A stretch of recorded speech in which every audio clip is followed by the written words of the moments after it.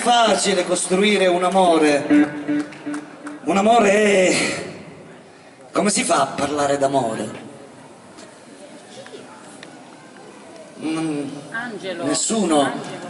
Signora, perché ride? Mi fa perdere il romanticismo. Ehi Angelo, dimmi, sto... Ah, ma è birbante lei, signora. È di questi tempi, la signora. Valorio. Continua a ridere la signora. La conosce lei, la signora? Molto bene. Ma va, anche gli stessi mariti. Scusa, cioè, no, mi confonda la capa, insomma. La capa mia non è buona, che non riesco a capire. Ah, uno la mattina, uno la sera. Suo marito ha capito,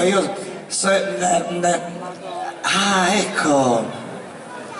Ah, ecco.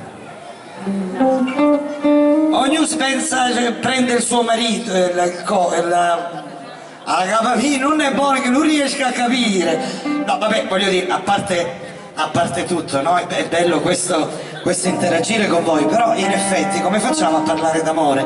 L'amore è una cosa meravigliosa. Alcune volte giri un angolo e ti si ferma il fiato e dici cacchio, è fatto. Poi alcune volte invece lo devi costruire, perché l'amore è fatto anche di compromessi, non di gabbia, attenzione, è fatto di compromessi, ma poi quando si è innamorati tanti compromessi magari non occorrono, perché poi le cose vengono da sole, no? Lei è innamorata? Ma veramente? Lui è il fortunato. A quando le nozze?